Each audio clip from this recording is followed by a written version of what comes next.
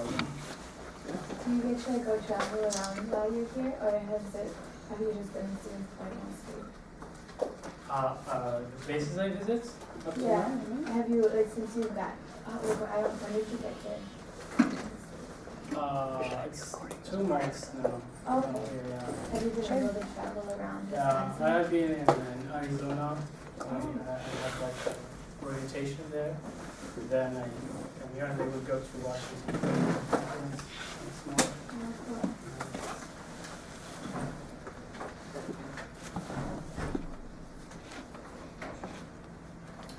cool. Okay, so today I would like to, as our professor said, I would like to share my culture and information about my country. And before that, I would like to talk about the program we're talking about, which is Fulbright program. And this is something which may interest you. So I'm going just to talk about this for some minutes, then I will move to talk about my country. So, Fulbright program, this is one of the eminent programs that the United States sponsors. It's an international education exchange program sponsored by the United States government. And it is it's first created by the Senator William Fulbright, the first one who created this program to promote cultural understanding and mutual respect between people.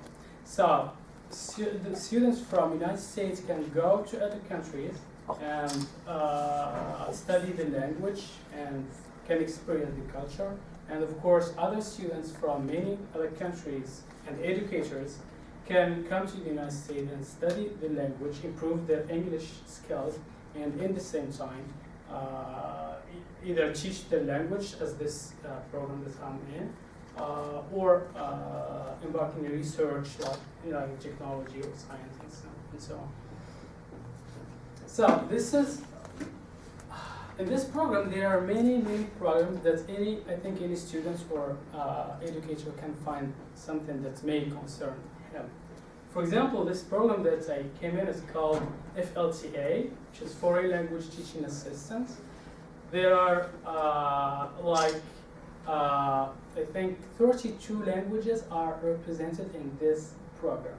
So 32 languages are taught in many American universities. So this program enables young educators to refine their teaching skills. Most of those who come this most of them are teachers of English in their country. And in the same time, they are going to increase their English language proficiency and extend their knowledge of cultures and customs. So to see this kind of cultural exchange, we know more about American culture, and in the same time, we transfer our culture to American students. So this is, I think, something that you may be interested in, and you can apply for many scholarships.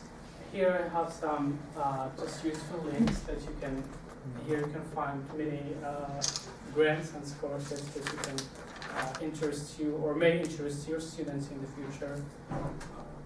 This is a really very good program that one can benefit from. And they pay everything for if you are selected, they pay everything. So that's all. Now I want to move to talk about my country, which is the first country that declared the independence of the United States, which is Morocco. So in this presentation, I'm going just to share with you this content, the location, the language, religion. We'll talk about some of cities in Morocco, and some of our food, clothes, wedding ceremony, and music. Well, to start with, the location.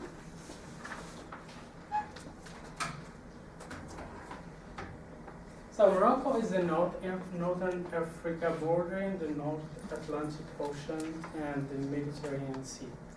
So this is the location, as you see. So it's the extreme north of Africa, and it's not that far from Spain. It's only like 30 kilometers. This is called the Gibraltar between Morocco and Spain. This is again the location of border Algeria and Mauritania.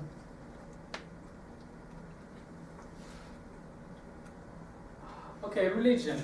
The official religion in Morocco is Islam. Like 98 or 97% are Muslims, but there are many Christians who are living there, and there are many Jewish people who are living there in Morocco for a long time. And there is this religious tolerance, and anyone from any religion can live in Morocco in peace and harmony, and he can practice his religious rituals and so on. The languages, the official language is Arabic, but recently there's another, it was a dialect, but it was recently added as an official language. You know, the last in the Arab Spring, people were fighting for their rights. So among the rights that many people in Morocco were fighting on is to make this language an official language. And our king, just to respond to their demonstration and so on, he made it as an official language. And French is the second language. We study French from the 3rd year in the primary school till the university, if you choose the French department. As I said, French is a second language. It's used as schools, offices, media, business, government, and diplomacy. English, Spanish, and German are used at schools as foreign languages, and in tourism, just people who are very good at languages, they are hired in the section of tourism. Spanish is spoken widely in the north. Why? Because the north is near Spain, and Morocco was a Spanish colony, so many people are just influenced by Spain, and they, to the extent that they use Spanish in the north, they use Spanish words in Arabic mixed with Arabic language. And I forget to say, French is used also in everyday life. We mix, for example, Arabic and French. We include some French words in everyday life, because many people just are used. And but the Moroccan dialect is the most used in the daily life. The language, for example, I'm teaching you, this is not the language of schools, but in everyday life we have a dialect which is often used. There's also Berber, which is which is added as another language, which is used widely in many regions. And this Berber, there are many dialects. In the north, they have certain dialects. In the south, they have another. In the middle Atlas, like the middle of the country, they have another dialect. So there's kind of diversity in languages. Well, the main cities, the capital city is called Rabat, and the biggest city is called Casablanca, and we have Marrakesh, called the Red City, Agadir, Fez, and Meknes in that city. So I'm going just to show you some pictures. So this is one of the main streets of the capital city. Here where there is a parliament, and in the city there are like the foreign embassies and all administrative buildings are in this city. This is another monument of the capital city, which is called the Shrine of Hassan II and Muhammad V, which are the former kings of the country. So here there is a mosque and there is a shrine. So any for example, president or someone visit Morocco, he visits this place and he signs in a like golden book there. It's called the Hassan Tower. This is the tower of the mosque.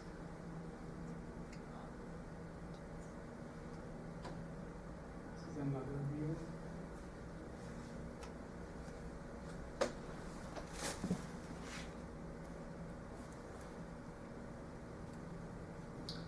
Well, another city is called Casablanca, and Casablanca means in Arabic Ad-Dar al-Bayda, which is called the White House. So the White House also in Morocco. Don't think also only in the United States. It's called the Casablanca or the White House because all buildings are white. That's why they call it the White House. Sometimes they call the cities by the color of the buildings. So this is how it looks like. And this is the biggest city in Africa, and it's the center of economy and business and finance and so on. Many people just go to this city to look for jobs. This is another monument, which is called Hassan II Mosque, which is the biggest mosque in Africa. It's very beautiful with that kind of beautiful things inside and so on. Maybe just tourists go and visit this mosque. This is another newly built mall. It's very beautiful from inside. One can find everything. Yeah. Another city is called Marrakesh. So this city is called the Red City because the buildings are red. It's described as the Red City. So we have some information. It's known as the Red City, and it's the most important former imperial city in Morocco's history. And it has one of the largest traditional markets in Morocco, and also has one of the busiest squares in Africa, which is called Jama' Lefna. In this square, many things happen. There are like acrobats, and there are storytellers, and others who play with snakes and play with the monkeys, and just many people, many tourists like this place because it's lively and there are many activities and food. People are selling many types of food there, and others who just play music. So this is nice. Just like one restaurant, but there are some many small restaurants there. So then another video.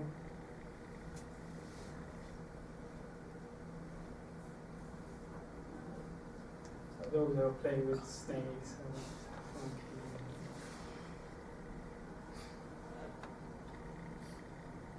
this kind of music, which is called Gnawa music, and it's in the square, so wandering there and playing this type of music.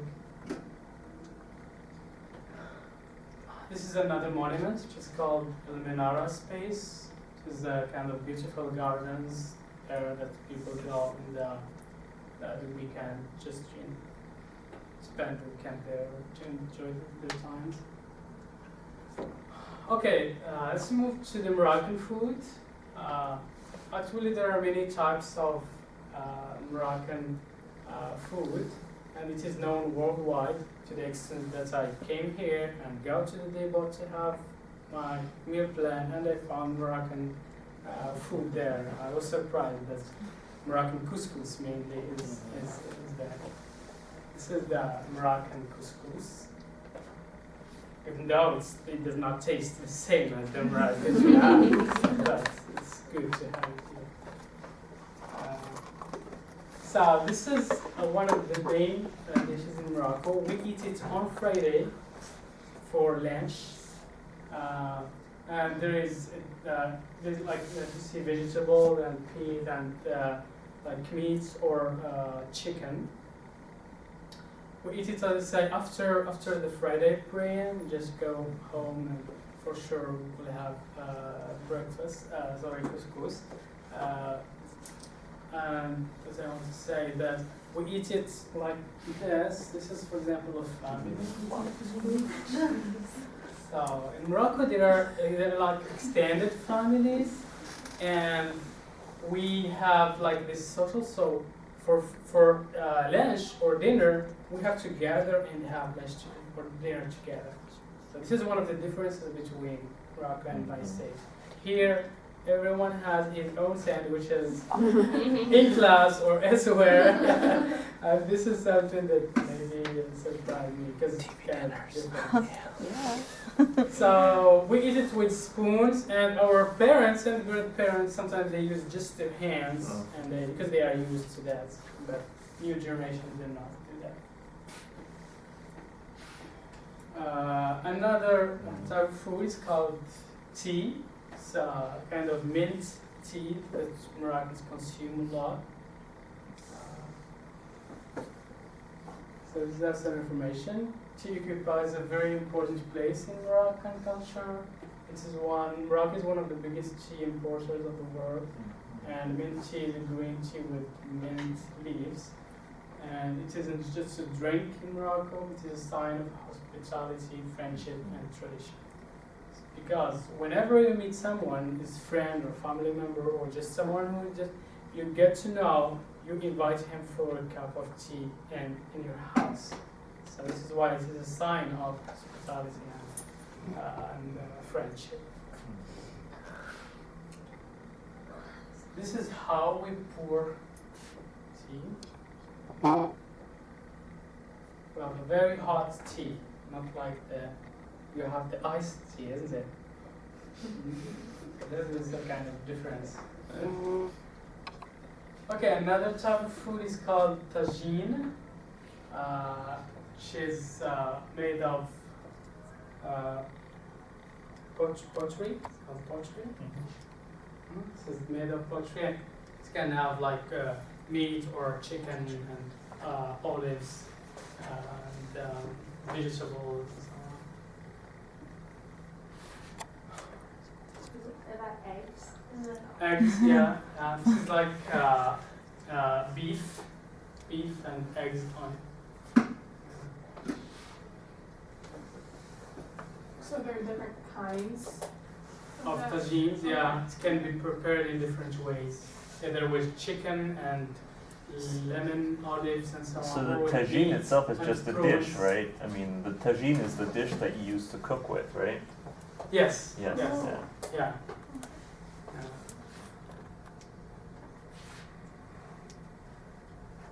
So these are other forms of tagine. Every region or city, they made their own beautiful tagine. Yeah. So it's like a pot. Yeah. You, Yeah. Yeah. Yeah. you can cook anything in it, really? Not anything. It just says that it has like different types, like either with chicken and olives and lemon and so on, or with meat and prawns, and it's just special. Is the pattern regional? Like the pattern that you see on the tagine, does that sort of indicate from what part of Morocco it's from? Yes, yeah. This you mean this adornment which is in it? Yeah, like the painting on top of Yes, it. There's yeah. I think typically there's like Yeah. certain patterns that go with certain regions. In the south they made like this. In the south they made like these types of tagine. Mhm. Yeah. Made in other cities, Fez for example, they make another type of.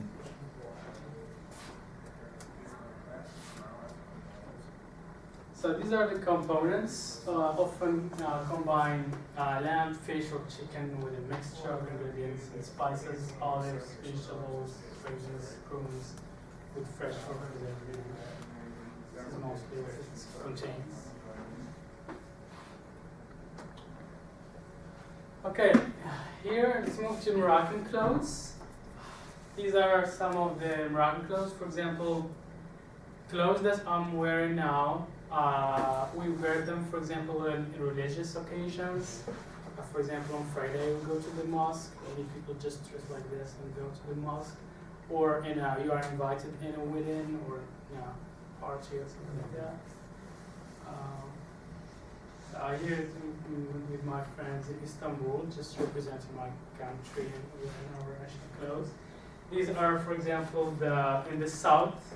For this picture, in the south, girls wear like this, kind of special clothes for them. This is belga. This is, by the way, this is called jellaba. jellaba. And this is belgha. It has many colors, but the yellow one is the most.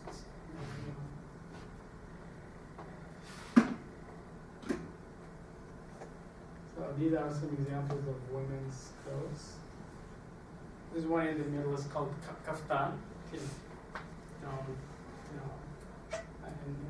for women. This is called jellaba. It can be many just girls who are wearing the hijab. The hijab. They just wear jellaba and the hijab. For others who do not, she just wear the jellaba. This is a picture of some women with the scarf.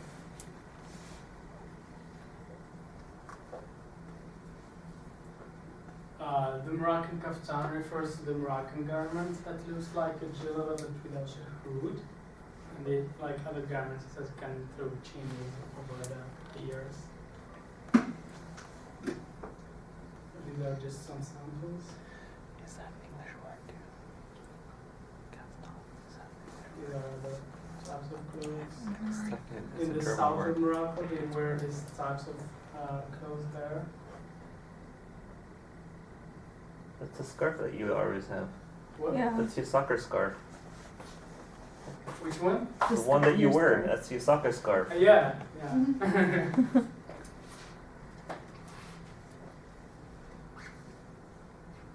This is I'm a little bit pathetic to show them. So these are some other types of clothes. Al-Jabadur.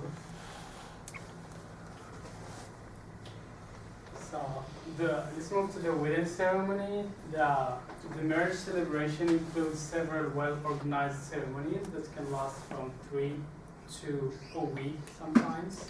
There are some regions who can just celebrate their wedding for 1 week, have different kind of traditions that they practice every day. But the common thing is that 3 days, for example, one day they invite all women of the neighborhood they are living in. For the other day, they invite all men. For another day, just the main day, they have like wedding party and so on. It's depending on the family and the region. These activities are all with the idea of opportunity to bring Moroccan families together to show richness of Moroccan customs and traditions. These are some pictures of the bride and the bridegroom.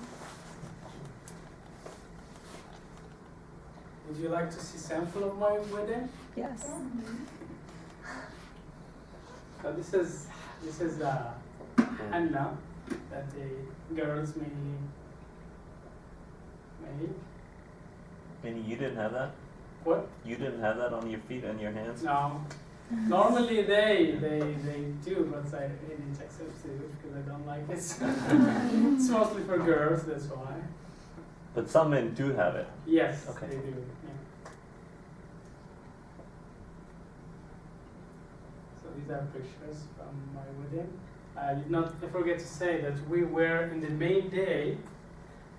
We wear the many types of clothes, and we go and we change these clothes. We wear on others, while family members are just having fun and dancing and with music and so on. And the wedding ceremony lasts from for example 10 p.m. till 3 a.m. after dinner.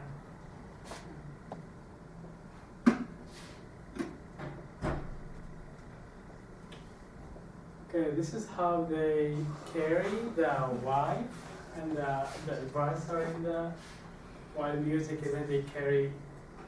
Sometimes they carry them both, if the husband accepts.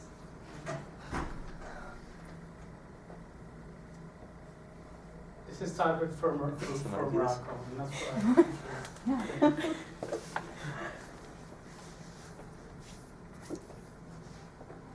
Well, do I have to be brief or?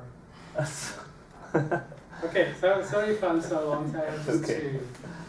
So let's move to the Moroccan music. There are many types of Moroccan music.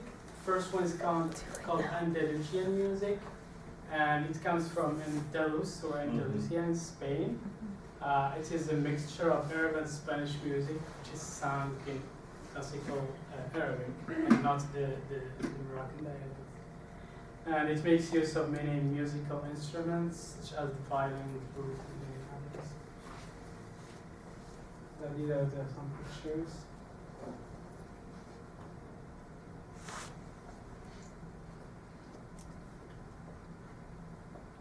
This is another type of music. It's called ahidus. It's kind of Berber music.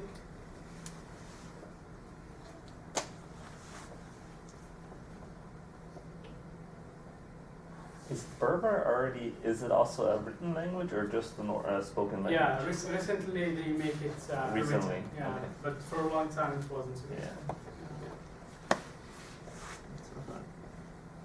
So, like just to conclude by saying short videos of music, feel allow questions.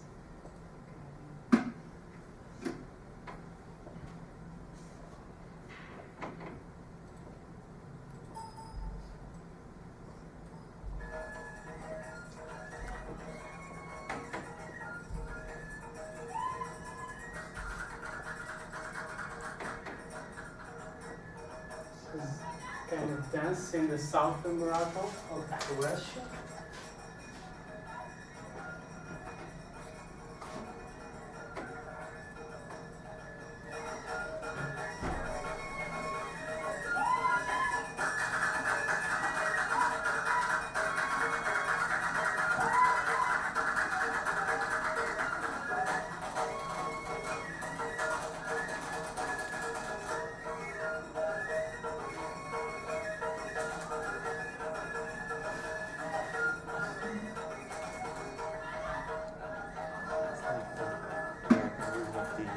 Slide. Yeah. Great.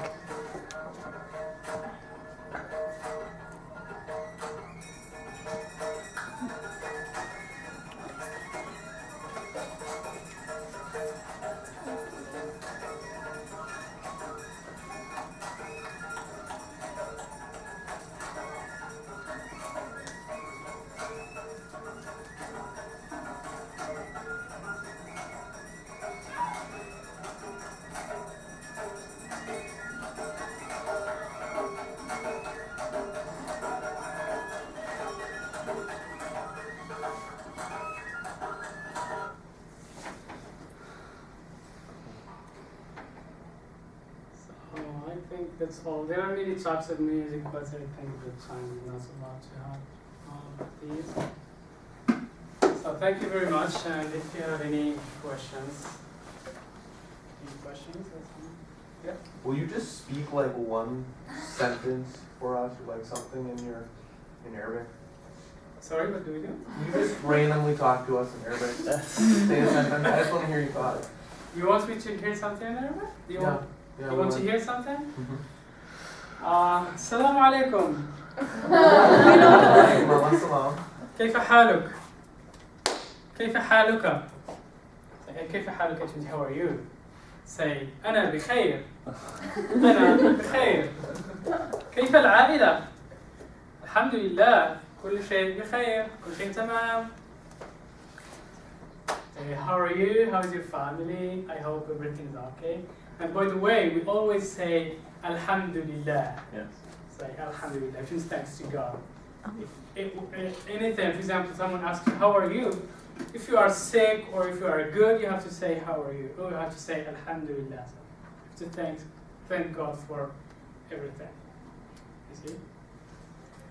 Any question? Was that classical Arabic or was that your Moroccan dialect? This one that I'm talking now, it's classical Arabic. You should say something in your Moroccan. أكيد داير لاباس عليك كل شيء بخير العائلة لاباس الحمد لله سيدي ديك الأمور كل شيء هانية الحمد لله I understand everything I know. Yeah? How's your French? French, can say that I'm very good at French, but not to that extent of fluent or proficient. No. Do you speak French with like any friends or family members, or is that kind of just? We do, for example, if someone who wants to learn French, he comes to me and said, "Can you teach me something?" and just talk to him. Or maybe in Morocco there are many tourists who are French, so we speak with them in French. Yeah. But I still have to improve it. I'm not educated. Yeah. How long have you been married? What? How long have you been married? Now it's 1 year. Just 2 days ago it was one year. Cool. Congrats. Is she here? Yeah. What? Is she here? No, unfortunately, she's in Morocco. So you were married on May 11th, Yes. day that my daughter was born. There you go. Yeah. So that's what is bad in this project. You can either not Wait a do second. it.